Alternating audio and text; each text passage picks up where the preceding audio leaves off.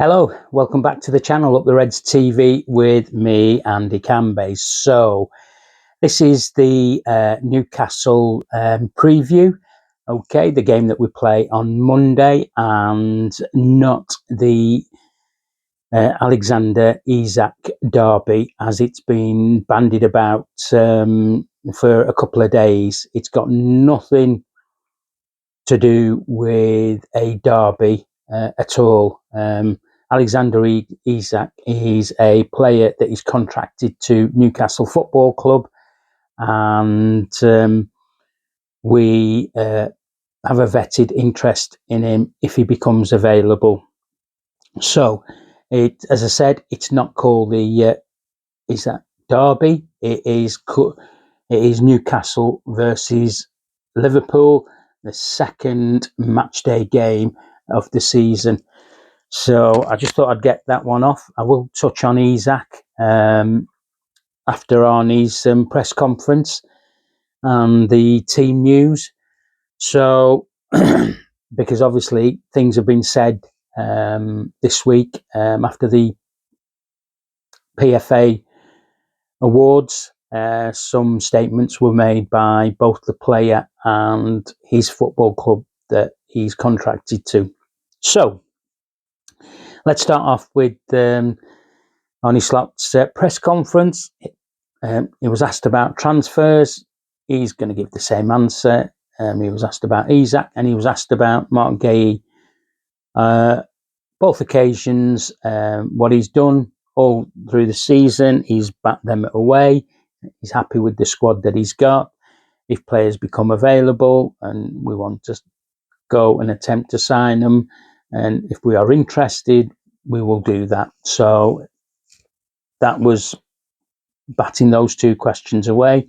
On the Mark Gay thing, I think, it could be if we go and meet or agree with Crystal Palace, the fee that they want for him, or closer to the fee that they want for him, we will sort that transfer out. I did hear Glasner say, their manager, that he might put his kit on and go and play centre half for the team. Now, whether he meant that for this weekend's game or next week. So, read into that what you like. Okay, so yeah, Arnie Slot asked about injuries. Connor Badley had some minutes training today. Jeremy Frimpong is out with a hamstring. He will be back after the international break, so it's probably not a serious one. And it was his medical team on the bench that told him he should come off. Wise words to him. He took that on board, and it saved possibly a longer term injury. So let's hope he's a quick healer. International break, 2 weeks off, so plenty of time for him to recover from that. Mentioned about the right back slot with nobody really available match fit wise. He mentioned Joey Gomez, which was an interesting one. He's had a few minutes, and then he hadn't trained for 3 or 4 days afterwards. Now, in the past, players have done this. Players that have, I can give you some examples. Sol Campbell did it for Arsenal. Old timers will remember him. He had a serious knee injury, but as he got on latter stages of his career, they were resting him between training session and games, and he was turning up for a training session, then he would play the game the day after. Paul McGrath, Republic of Ireland, Man United centre-half, played for Aston Villa as well, exactly the same. So, and I'm sure players in the modern day are still doing that. So I think they're taking Joey Gomez down a different route where he will get extra days rest if he's had minutes on the pitch, and they will use him sparingly in training and get him up to been ready for the game. So not really ideal because of the pace of the game. When I talk about the previous two players, the game was a lot slower, but it was a bit more physical. The game's a lot quicker now. Pitches are better. So we'll just have to keep an eye on that one. Now, who does start at right back? We have options. I wouldn't put Endo at right back because of the pace of Newcastle's team on the left-hand side. It could be Barnes or Gordon playing in that position, or it could be a double role for them. So it's going to be an interesting one. There's talk about Slobberslide slipping into there. There's talk about Jones going into there. Most people don't want to see Jones going into that position. I'm not so sure why, and maybe he's not had enough games in there for their liking. But yeah, we will need pace in that position. Would I go for Joey to start the game? Maybe get 50 minutes out of him and then bring Connor on for the last half hour, or for that matter, do put Jones in there, or even Dom Slobberslide. I'm not so sure what Arne Slot's going to do in that position, but it's mad, isn't it? We've got 3 left backs. They're all fit. Well, I'm hoping they're fit, but we are struggling in the right back position. Arne Slot did mention, look, he does have cover from other players for that position, and he's quite happy with the squad in for that void to be filled for this game here, and possibly for the Arsenal game as well. So yeah, anything else he mentioned really about the games that we've played against Newcastle? He's mentioned 2 of the games last season. The away game, the 3-3, which was really intense by them. They played really well for 60 minutes, and then obviously we came back, and we should have really won that game, shouldn't we? Although we weren't at our best before that 60-minute spell. And if you remember, it was the 3-3. We can safely say it was a Kelleher goalkeeping error. He should have caught the ball or punched the ball away.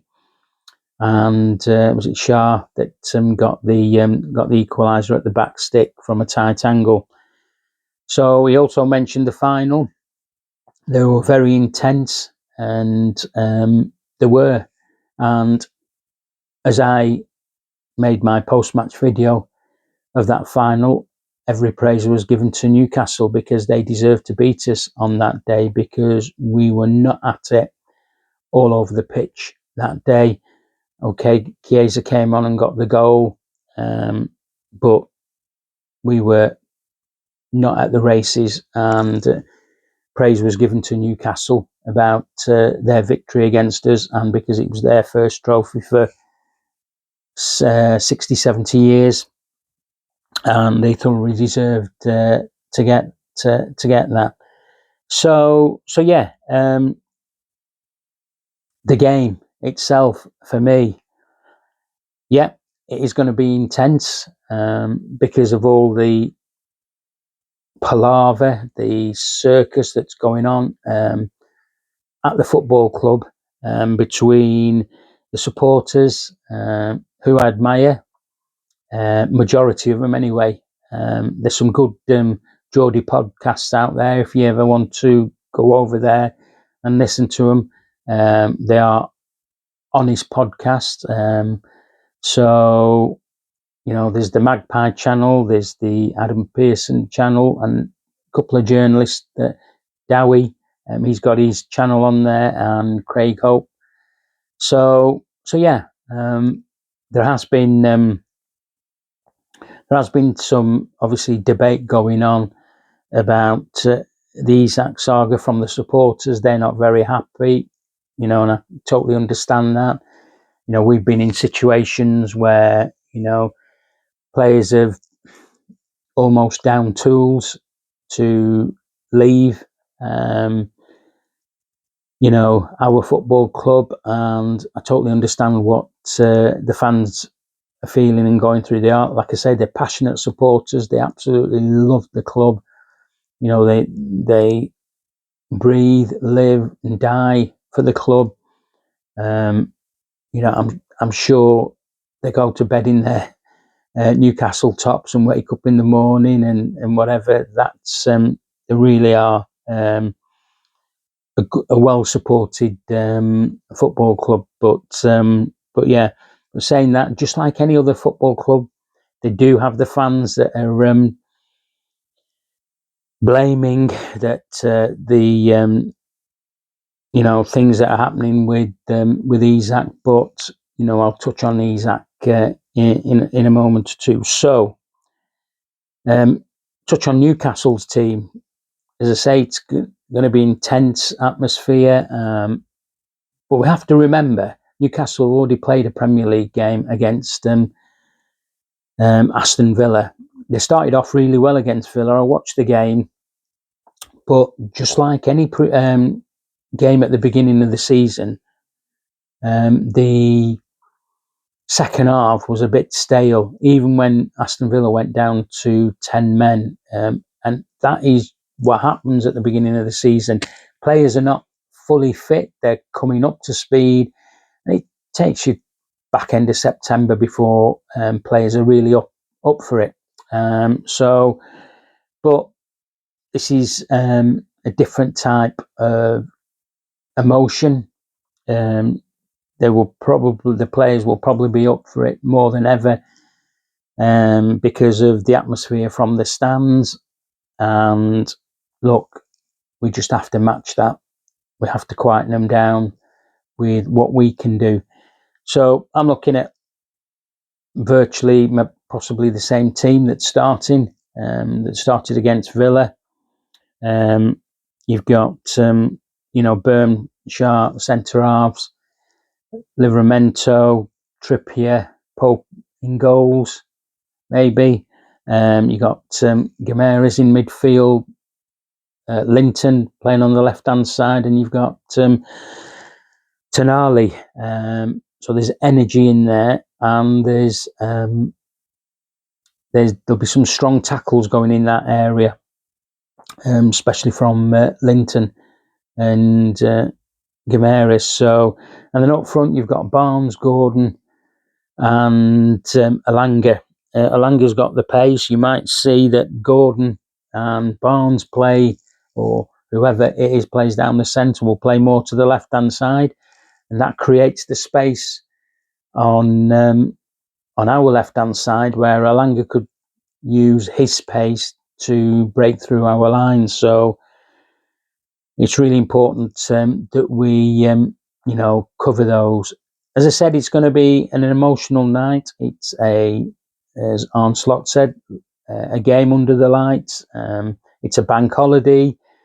The Geordies will be on the ale all day, building up to it. So as I say, we have to match them when we played them. It's going to be intense. We have to also got to be careful. The Geordies have got a set piece coach, so they'll be using the set pieces against us because that is our Achilles heel, and we have to do something about that. And as I said, we have to quieten them down, the supporters, hopefully, and not concede an early goal and start chasing the game. So, I mean, to be fair, there's no Isak there, is there? He got a goal back from, didn't he, when we played him at their place, and the game was ebbing and flowing. So yeah, we've not lost him, I don't think, in the league. It's been the last seven games or something like that. Tell me if I'm wrong with that in the comments below. Okay. So yeah.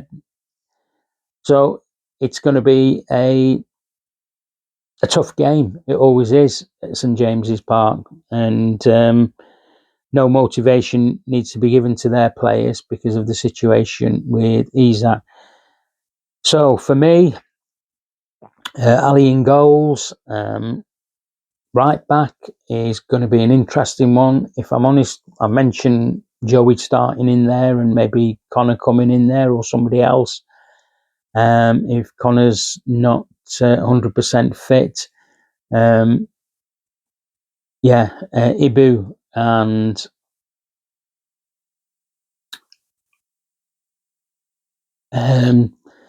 Virgil, centre halves. Now, those two guys need to have a good game for me, better than last week.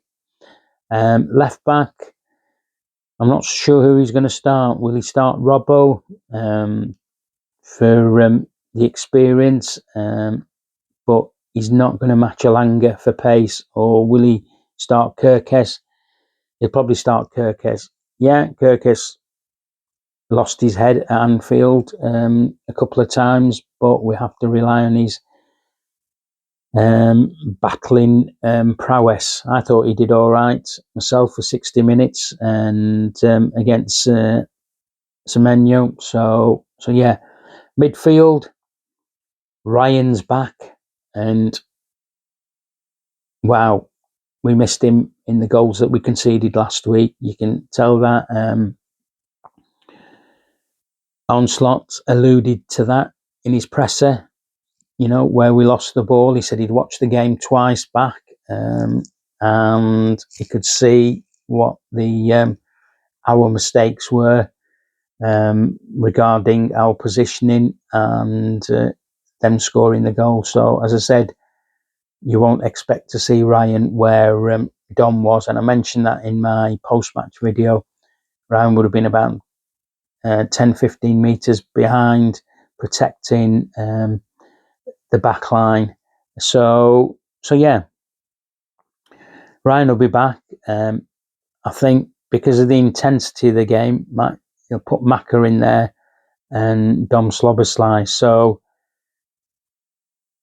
they got bullied at Wembley, those guys. So we need them to turn up and bring their A game, and they need to compete. The referee has to be good in this game. He has to keep the lid on it. It will be a ferocious atmosphere, but he needs to referee the game correctly for both teams, not just for Newcastle, for Liverpool as well.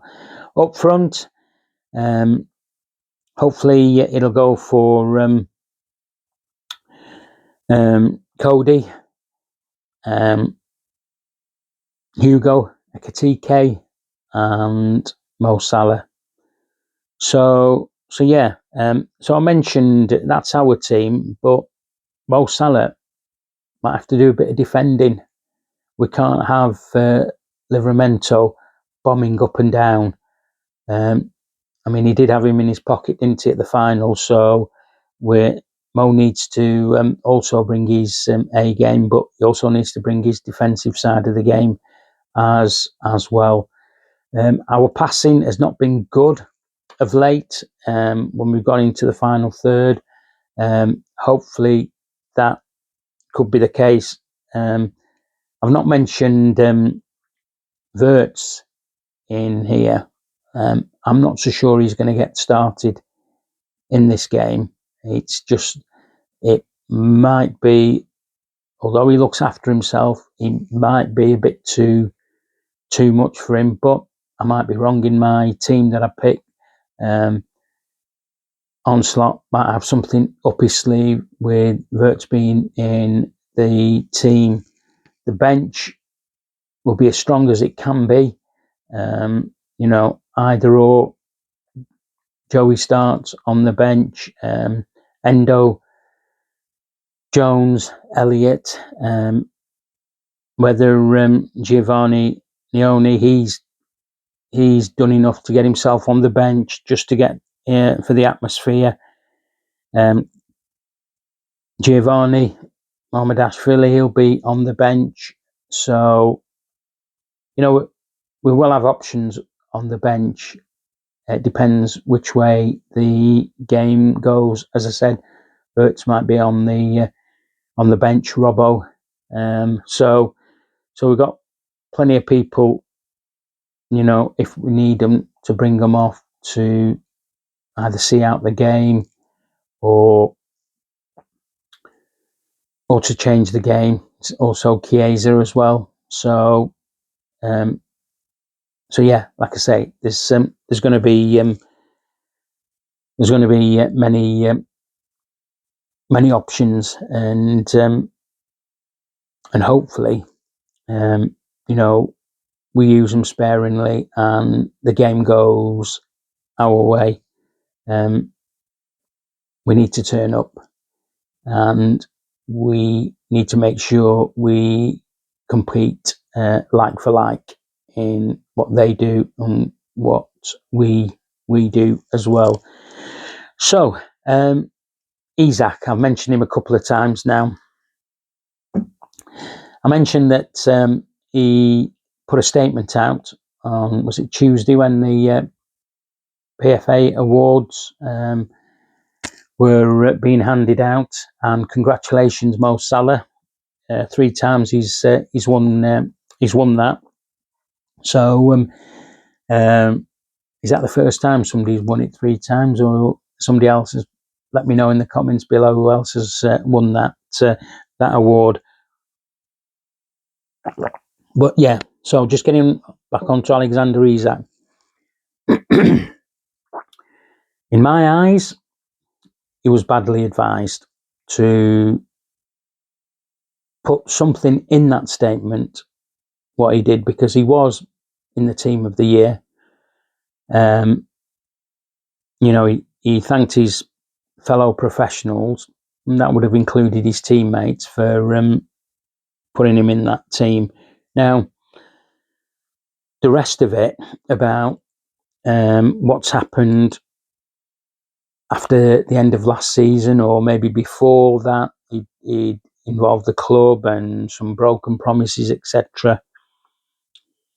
He's just added fuel to which is already a massive fire that everybody's trying to put out at Newcastle. Just like to say on here, the fire hasn't been fueled by Liverpool. And you're going to say to me, well, we put a bid in for it. We were encouraged to put a bid in because that's what was happening. Newcastle said, are you going to put a bid in? Because they were going through getting transfers in. Wissa, others, and one by one, apart from the Wissa one, they were getting turned down. Players were going to other clubs. So we put the offer in, and we were told that he's not for sale, and Liverpool walked away. And then Newcastle put their statement out a couple of hours after, was it? And the start of the statement was a bit silly. You have to be really naive if you're in the hierarchy at Newcastle.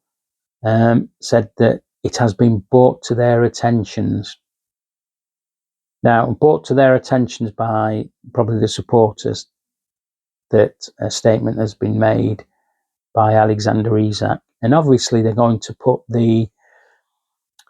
he's not for sale, he's a Newcastle player, and nothing has changed from their stance. They're disappointed, blah, blah, blah, blah, blah, blah. Alexander Isak has been told on more than one occasion that if the circumstances are right, in the best interest of Newcastle, and then something would happen in those lines, in between the lines. I mean, it's a sorry saga, really, because that's what it is. It's just dragging on, but you can't blame Liverpool. Liverpool just were told to put in a bid. Isak had told Eddie Howe at the end of last season. Eddie Howe's press conference today confirms that.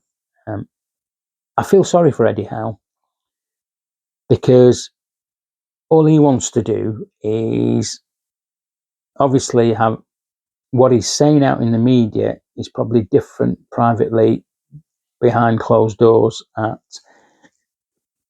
the training ground and in the circles, corridors of St James's Park. He's having to say it how it is. He's mentioned, yes, he's had some talks with Alexander and Isak, and they will stay private. He won't discuss those openly, but he has inadvertently said, look, Isak has said to him about his desire to leave the football club, and he wouldn't allude anything else on that. But apart from, yes, I was aware of this last season, the end of last season, and yeah, so he says he wants to integrate him into the team, back into the team. Isak doesn't want to do that. He's still training on his own. Has it been handled well? Well, not really, and by all parties. When I say all parties, by the players' side, possibly by Newcastle side. There's lots of strange things that are coming out from that football club regarding him, and yeah, it's a bit of a sorry state. And like I said in my previous videos, it's a circus being played out in front of the media and in front of the Newcastle supporters. At the end of the day, they want to keep their best player. The best player doesn't want to go. As I said, other clubs have had this done in the past. Shirts have been burnt. You've only got to look at ours. It's been done at our club, been done at other clubs. So yeah, that's how it is. And I'm sure Liverpool will be back at the table after Monday's game. There's only 10 days left before the transfer window opens. Take it or leave it offer. And hopefully Newcastle, and you can totally understand Newcastle's stance, we'll be interested. We might be interested if a bid comes in, but if we get somebody through the door. So yeah, that's how it is at the moment. Will Alexander Isak play for Liverpool? Yes, he will. I've never sort of like gone off that tangent, even when we signed Hugo Ekitike. We've sold Diaz. Nunes is gone. We lost Jota in tragic circumstances, so you can see we need two strikers in. So yeah. Just a final one from me. I don't know if you Reds have seen the couple of on socials, one by Tony Evans and one by Simon Hughes, about the Chiesa song. Interesting. In my eyes, there's nothing wrong with the Chiesa song. Never has been from day one. It's got nothing to do with the Heysel tragedy. It is about a footballer who played for Juventus and has told him that he was leaving Juventus. He wanted more playing time, and he came to Liverpool. And some are trying to twist the words of the song to make it towards a tragedy that happened. And I think it was wrong for him to do that, me personally, because it just gives fuel to opposing supporters. And look, Liverpool has a tradition of great songs given to players about the club,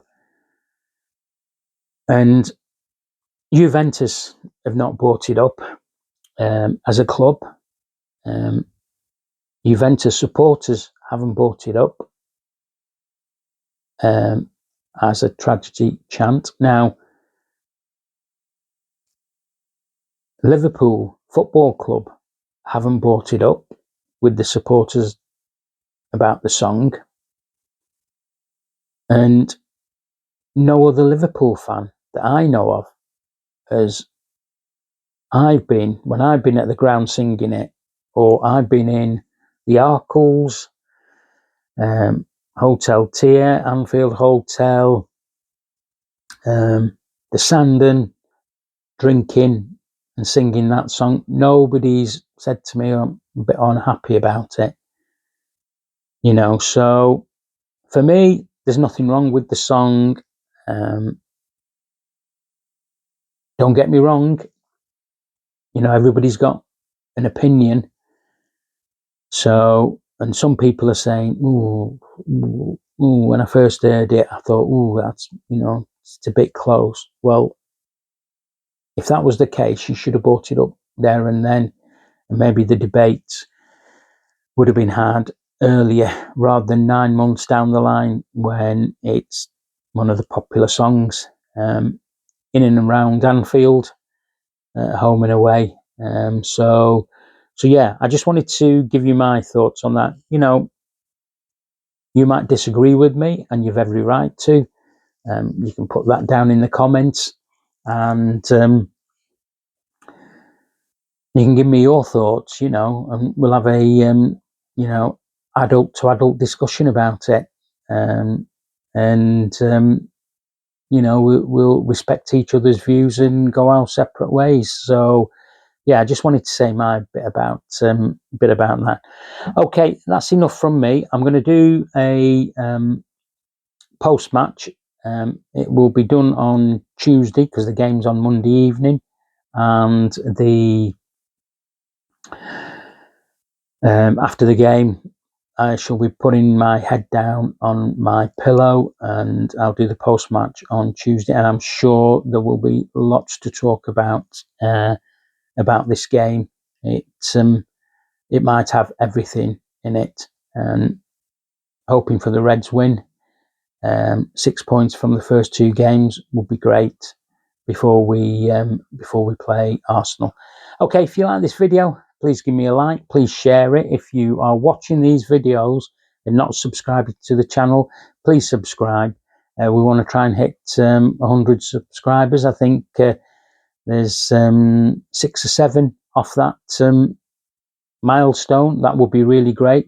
That just tells me that people are interested in this channel, which is great for me. And I'll carry on doing the videos on here.